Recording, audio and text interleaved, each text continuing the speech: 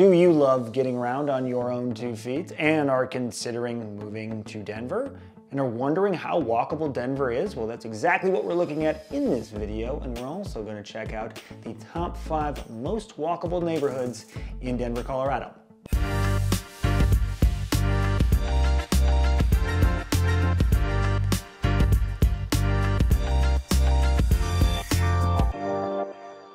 And very quickly, as much as I love being tour guide for our fine city, I'm also a licensed realtor here in the Denver Metro, and I would love to be your go-to real estate resource. I will put my contact information below as always, and would love to hear from you with any questions you have. Okay, so we're gonna look at walkability of Denver and the neighborhoods in Denver. And the way we're gonna do this is all centered on a thing called WalkScore. WalkScore.com, check it out. It's a great resource, and really, it's just like it sounds. It rates the walkability of different cities and areas of those towns, and then gives them a number rating. It's actually integrated into our MLS in Denver, where one of the fields in all of the MLS listings is the WalkScore for that home. WalkScore will give scores out from 1 to 100 and then break those numbers down into tiers, like not walkable, somewhat walkable, very walkable.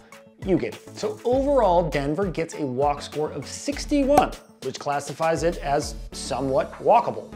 And you can see on WalkScore's map that the most walkable neighborhoods, those green zones, are congregated around the most central parts of Denver, which shouldn't be a surprise. It's probably the case everywhere.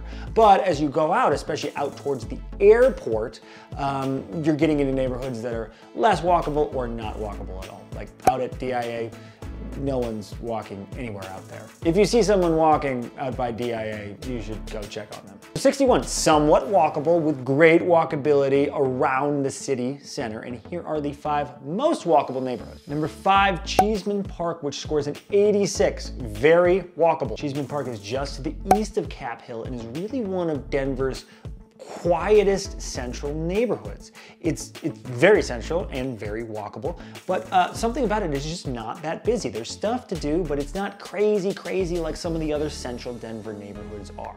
It's centered on the 80-acre park from which it gets its name, and the architecture is varied. It's a lot of older homes, a lot of character, some old Victorians, some condos, smaller buildings, and some condo high-rises. Not a lot of flashy new builds. A lot of character in Cheeseman. And it's not a really huge neighborhood either, so most of it is within walking distance from some of the rest of the neighborhood. Number 4 is City Park West, which scores an 87. City Park West, as the name indicates, is just west of City Park. It's another older neighborhood with lots of cool architecture, and it's busier than Cheeseman Park because it's bordered by Colfax, which makes sense. There's a lot going on there, good and bad. And also that 17th Avenue corridor runs right through City Park West. So there's a lot going on. It's a little busier than Cheeseman Park, but not as busy as like a downtown.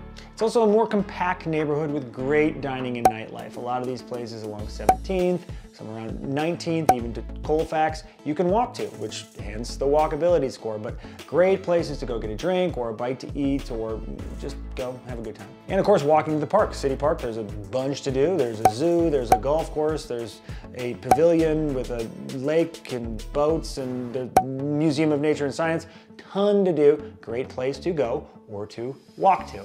Number 3 is 5 points with a score of 90. We are into the 90s now, which scores from 90 to 100 classify per WalkScore.com as a walker's paradise. Welcome to 5 Points, your walker's paradise. 5 Points is a really historic neighborhood, probably the oldest neighborhood we've talked about in terms of history.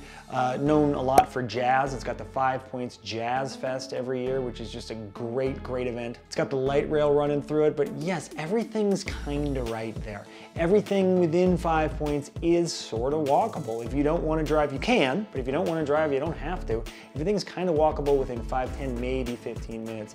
And you're adjacent to downtown too, so you can walk to a lot of those areas too. Very historic architecture, a lot of brick, not a lot of single family homes. Some, but a lot of attached properties, old condo building, townhomes, things like that. Number 2 is downtown with a walk score of 94. Downtown, super walkable, makes sense. I mean, that's what a downtown is. Denver's downtown, no exception. Tons to do, right? No matter what you want to do, it's downtown. A lot of people work downtown, office buildings, nightlife, bars, restaurants, museums, comedy clubs. Coors Field is downtown.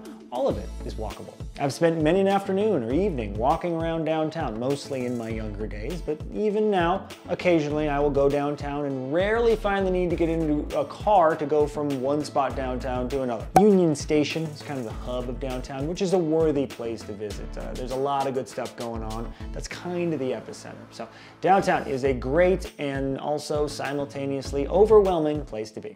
And number one, the most walkable neighborhood in the city of Denver is Capitol Hill, or Cap Hill as we call it here. Now, Cap Hill came with a score of 94. It actually tied with downtown, but I gave it the edge to go to number one because its bike score is actually a little slightly better than downtown's. Yes, there's a bike score too, and I use that as the tiebreaker because why not? Cap Hill is between downtown and Cheeseman Park. It is the quintessential central Denver neighborhood. A lot of history, a lot to do, not a lot of places to park.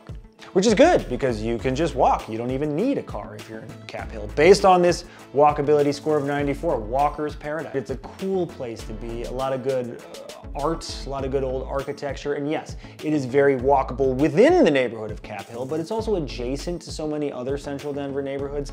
Downtown, Cheeseman Park, you got Congress Park if you keep going, you got Uptown, City Park West, all that stuff. Cap Hill is just a very central, it's the quintessential central Denver neighborhood. I said all that.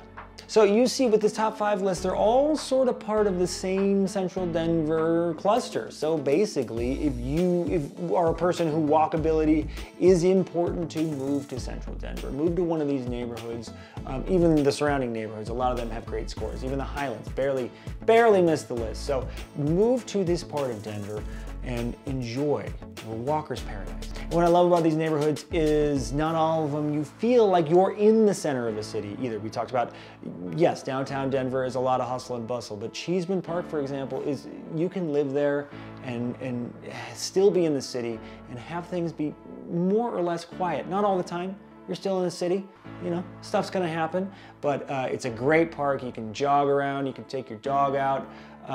It's a great balance of urban and a little bit of aloneness. Again, if you're interested in moving to any of these neighborhoods, I would love to be a resource for you. Please do reach out. I love when people reach out from YouTube. My information is below. This is why I do this. I want to be your go-to real estate guy. Otherwise, thank you for watching as always, and I will see you soon.